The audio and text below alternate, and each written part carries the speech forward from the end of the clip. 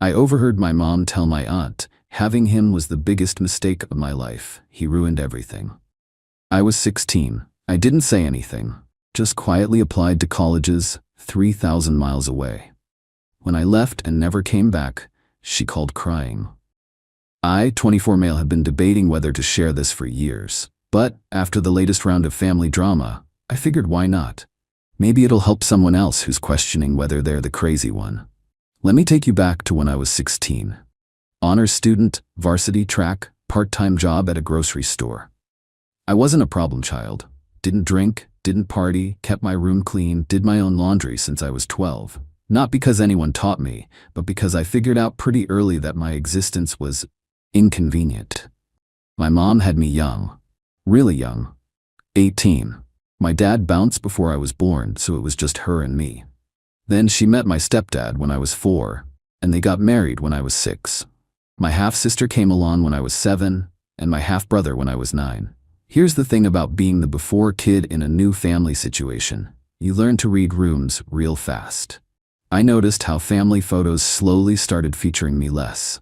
How Christmas gifts for me were practical, socks, school supplies, while my siblings got the fun stuff. How my stepdad never really looked at me when he talked, always slightly to the left of my face. But I thought, okay, maybe I'm being sensitive, maybe I'm imagining things. Teenagers are dramatic, right? Then came Thanksgiving when I was 16. We were hosting. My aunt and her husband were visiting.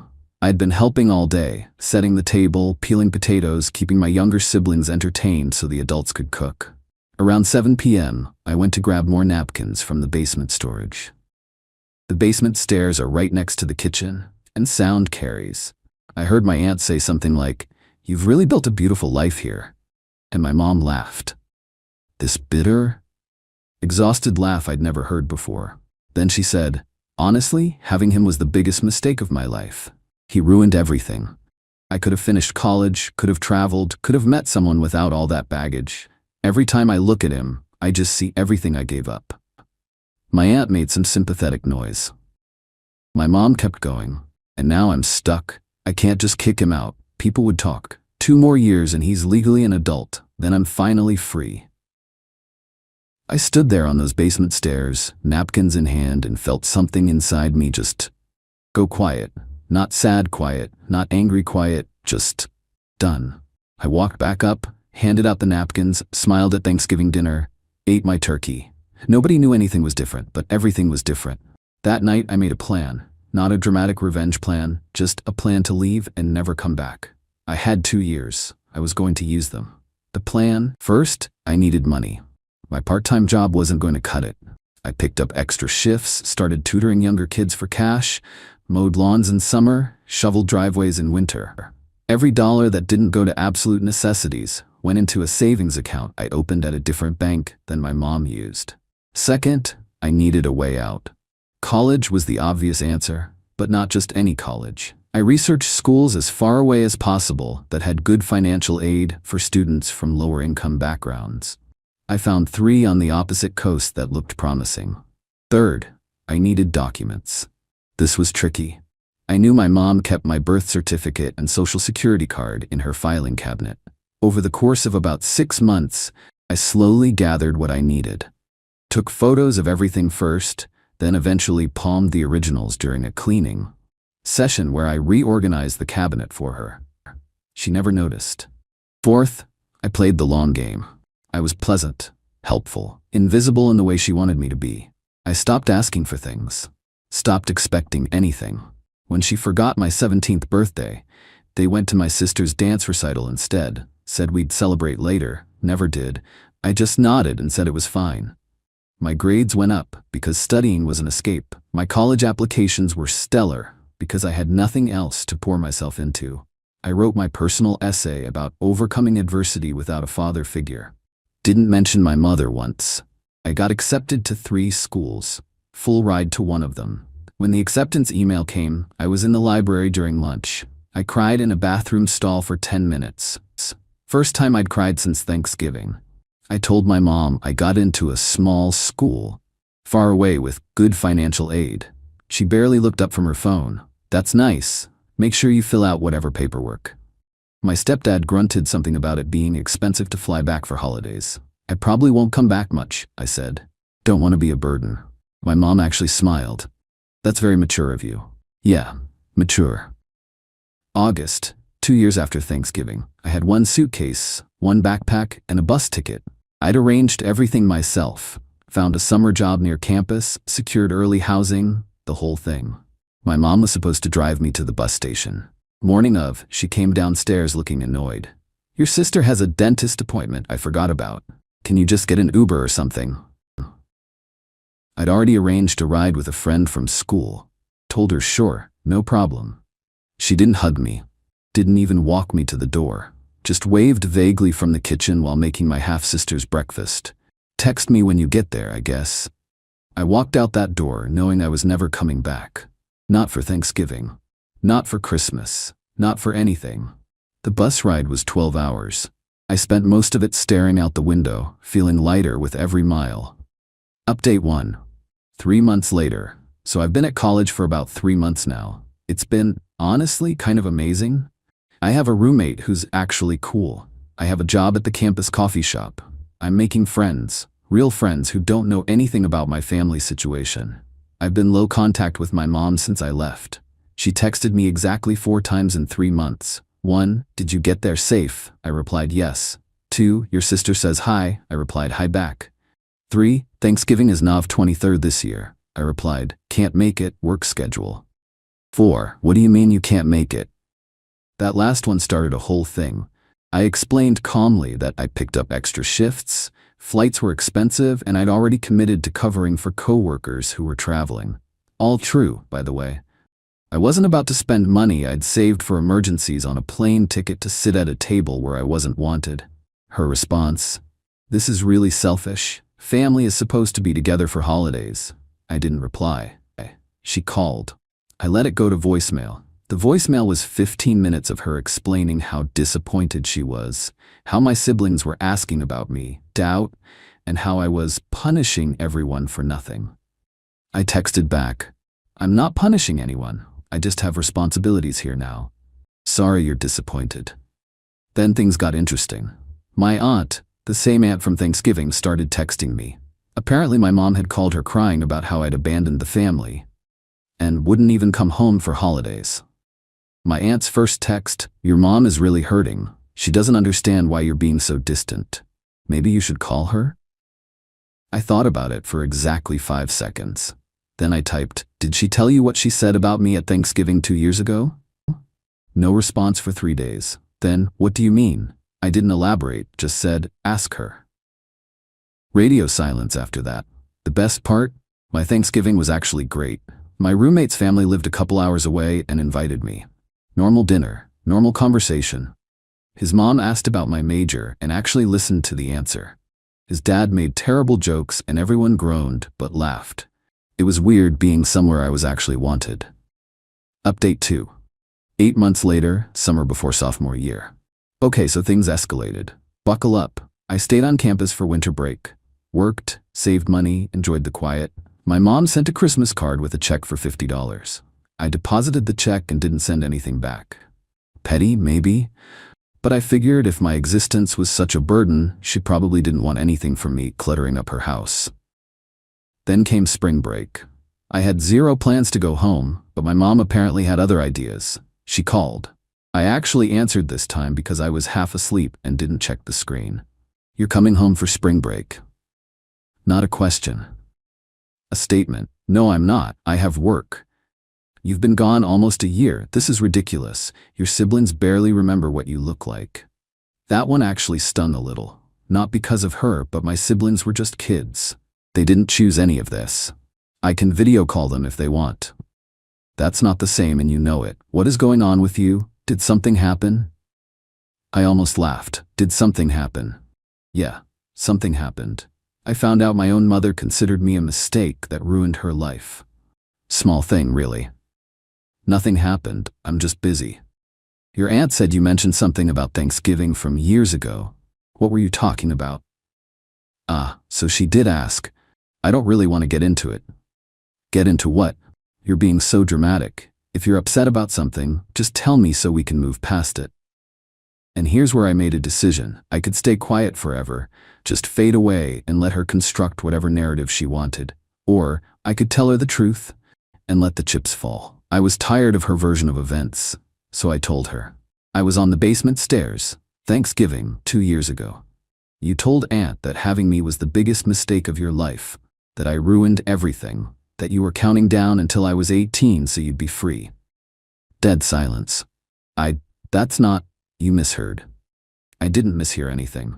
I was venting. It was taken out of context. You don't understand the pressures I was under. I was 16. I'd spent all day helping you, and you said I ruined your life. I didn't mean it like that. Then how did you mean it? More silence. I could hear her breathing getting shaky. You're really gonna throw away our entire relationship over one comment I made when I was stressed? I'm not throwing anything away. I'm just choosing to spend my time with people who actually want me around. She started crying. The manipulative kind of crying, where it's loud and performative. I'd seen it deployed against my stepdad plenty of times. How can you be so cruel? I raised you by myself for 6 years. I sacrificed everything, and apparently resented me for all of it. Look, I need to go. I have a shift starting. I didn't, but I hung up anyway. Within the hour, I had texts from my aunt, my stepdad, and my grandmother, my mom's mom, who I'd seen maybe 5 times in my entire life. Stepdad, you need to apologize to your mother. She's devastated. I had no idea you heard that, but she's your mother. You need to forgive her. Family forgives. That's what we do. Call your mother. What I noticed, not a single one of them said she was wrong. Not one acknowledgement that maybe, just maybe, telling your aunt that your own child ruined your life was a messed up thing to do. Just forgive. Move on. Don't make waves. I replied to all 3 with variations of, I'm not interested in discussing this further. Then I blocked my grandmother's number because she literally only reached out when my mom needed backup. My aunt got muted. My stepdad I just ignored. But my mom? She was just getting started. Over the next few weeks, my mom tried every tactic in the book. First came the guilt. Daily texts about how she couldn't sleep, couldn't eat, how my siblings were confused about why I was so angry. I didn't respond. Then came the revisionist history. A long email explaining how she never said those exact words and that I must have misremembered. She included a timeline of all the sacrifices she made for me, like letting me live in her house, gee thanks, and driving me to school sometimes. Then came the flying monkeys. Random family friends I barely knew started reaching out. Your mom is such a sweet woman. She talks about you all the time. Families have disagreements, but blood is blood. I got the same message so many times I started just replying with a thumbs up emoji. The dirtiest trick came in May. My half-sister, who was now 10, somehow got my number. She called me crying. Why don't you love us anymore? Mom says you hate us and you're never coming back. My heart shattered. This kid did nothing wrong. She was being used as a weapon and probably didn't even realize it. Hey, I don't hate you. I could never hate you. I'm just busy with school stuff, okay? Mom says you're being mean to her. Sometimes adults have complicated stuff going on. It's not about you or your brother. Will you come visit? Please? I wanted to say yes. I really did. I'll try, okay? But even if I can't visit, I still care about you. She seemed a little better after that. But when I hung up, I was shaking with anger. My mom had coached a 10-year-old to guilt trip me, used her own daughter as emotional manipulation. That was a new low. I texted my mom, using the kids is disgusting, don't do that again. Her response, I didn't make her call you. She misses her brother. That's your fault. Always my fault. Everything always my fault. Update 3, final update. 2 years after leaving. It's been 2 years since I got on that bus. I'm about to start my junior year. Full scholarship still intact, GPA holding strong, got a summer internship that actually paid decent money. Life is good, like genuinely good in ways I didn't know were possible. But the family stuff came to a head a few months ago, and I figured I'd wrap up the story for anyone following along. Last winter, my grandmother got sick, cancer. The prognosis wasn't great. My aunt reached out, I'd unmuted her by then, to let me know. And honestly, I felt bad. Not close to my grandmother, but she was still a human being who was dying. Nobody deserves that. I sent flowers to the hospital. A nice arrangement with a generic thinking of you card. That was the extent of what I was willing to do. My mom called. First time in almost a year. Your grandmother is dying and you send flowers? You can't come see her? She's asking for you. I have finals. Finals? Finals. Your grandmother is on her deathbed. I'm sorry to hear that. I said what I could. You're unbelievable. You know that? My mother is dying and you can't even... Your mother barely spoke to me my entire childhood. She sent birthday cards with the wrong age on them. I'm not sure why you expected me to drop everything. Because she's family. And there it was again, the magic word, family. As if shared DNA automatically entitled people to my time, energy, and emotional labor despite never investing any of that in me. Family means different things to different people, I said. To you, it apparently meant telling your sister I was your biggest regret, so forgive me if I don't share your definition. She hung up on me. My grandmother passed 3 weeks later. I didn't go to the funeral. Got a lot of angry texts from relatives I'd never met calling me heartless and cruel. I blocked them all and moved on with my life. But here's where it gets interesting. 2 months after the funeral, I get a letter in the mail. Physical letter, not email, from a law office. Turns out my grandmother had a will, and for whatever reason, guilt, maybe, or some last-minute attempt at making amends, she left me something. Not a ton, but enough to make a difference. Around $15,000. The letter explained that several family members were contesting the allocation, claiming I had abandoned the family, and therefore shouldn't receive anything. I called the lawyer. He was pretty straightforward. The will was clear, I was named specifically, and unless they could prove undue influence or mental incapacity, they couldn't, the money was legally mine. Then he mentioned something that made my jaw drop. Your mother has been the most vocal about the contestation. She's claiming you caused your grandmother emotional distress by refusing to visit, which she believes should invalidate your inheritance. My mother, who told her sister I ruined her life, was now trying to take money my grandmother specifically left to me. You cannot make this stuff up. I asked the lawyer what my options were. He said I could wait out the contestation, which would likely fail, or I could pursue legal fees against my mother for filing a frivolous claim. What would you recommend? Honestly, wait it out. They don't have a case. Pursuing fees would cost you more in stress than it's worth, and it would drag this out. So I waited. 3 months of legal back and forth. During that time, my mother sent me several messages. If you had any decency, you'd give that money to the family. Grandma wasn't in her right mind when she made that will. You know that. You're stealing from your own mother. That last one killed me. Stealing from her. By receiving an inheritance I didn't ask for, left to me by a woman I barely knew, that had nothing to do with my mother whatsoever. The contestation failed, shocking nobody with a functioning brain. I got the $15,000. Put it straight into savings for grad school. After the legal stuff settled, my mom tried one more time. She showed up at my campus. I'm not kidding. She drove 3,000 miles to ambush me at my apartment. My roommate texted me, "Dude, there's some woman at the door saying she's your mom. She seems intense." I'd just gotten out of class, stood outside my building for a solid 5 minutes debating whether to just go to the library and wait her out. But no, this needed to end. I went up. She was standing in the hallway outside my apartment, arms crossed, looking older than I remembered, more tired. "You've been avoiding me." "Yeah, I have. We need to talk. In person. Like adults."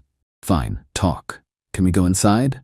"No." Her face flickered with frustration. "You're really gonna make me do this in a hallway?" "I'm not making you do anything. You showed up uninvited. Hallway works fine for me." She took a breath. For a second, I almost thought she might actually apologize, might acknowledge what she said, might show some kind of genuine remorse. "I don't understand where this anger is coming from," she said. "I did my best. I was 18 when I had you. I had no support, no money, no help. And yeah, maybe I said some things I shouldn't have. But I was venting. Everyone vents. You told your sister I was the biggest mistake of your life. I was stressed. You said you were counting down until I turned 18 so you could be free of me. That's not. You're twisting my words. I'm repeating them verbatim. I have a really good memory. It's useful for school." She started crying. Real tears this time, I think. Hard to tell anymore. I'm your mother. Doesn't that mean anything to you? It used to mean everything to me, until Thanksgiving. So that's it? One bad moment, I'm dead to you? It wasn't one bad moment. That moment just confirmed what I'd felt my entire life, that I was an inconvenience, a burden, something you tolerated until you didn't have to anymore. That's not true. You forgot my 17th birthday. She blinked. What? You went to my sister's dance recital. Said we'd celebrate later. We never did. That's not. You stopped putting me in family photos after my brother was born. That's not true. It is. I counted once. 3 photos from the last 5 years with me in them. 37 with just the other kids. She didn't have a response for that one. I'm not doing this to hurt you, I said. I'm doing this because I deserve to be around people who actually want me there. You made it clear I wasn't that for you. So I left. That's all this is. But I do want you there. I miss you. You miss having another body to help around the house. You miss someone to watch the kids. You don't miss me. That's not fair. Maybe not, but it's honest. She stood there for a while. I didn't say anything else. Eventually she wiped her eyes. So what happens now? Now you go home and we continue living our separate lives. And holidays? Birthdays when you get married someday I'm not invited? I don't know. Maybe things change someday. But right now, no. I need distance, and honestly, I think you do too. She left. Didn't hug me, didn't try. Just turned and walked down the hallway. My roommate was standing in the doorway when I came back inside. You okay? Yeah, I said. I think I actually am. That was 6 months ago. Haven't heard from my mom since. My aunt sends occasional updates. I don't ask for. Apparently my mom isn't doing well, whatever that means. My stepdad filed for divorce last month. Turns out he'd been unhappy for years, and my mom's emotional instability, his words according to my aunt, was the final straw. My half-siblings are with him most of the time now. I've actually started talking to my sister more via text. She's 12 now, smart kid. I told her I'd take her to visit my campus sometime if she wanted. She seemed excited. My brother's still too young to really get what happened, but I figure someday I'll explain. Do I regret how I handled things? Sometimes. Late at night, when I can't sleep, I wonder if I should have tried harder to fix things. If I was too harsh. But then I remember standing on those basement stairs, 16 years old, holding napkins, hearing my own mother call me her biggest mistake, and I think, no. I made the right call. Some people say blood is thicker than water. But the full quote is actually, the blood of the covenant is thicker than the water of the womb. Meaning, the bonds you choose are stronger than the ones you're born into. I chose to leave. I chose to build a life where I was wanted. And that choice saved me. My mom made her choice too. She chose to see me as a burden instead of her son. Now she gets to live with that. Consequences aren't revenge. They're just consequences. Thanks for reading. Gonna go study for midterms now. Life goes on.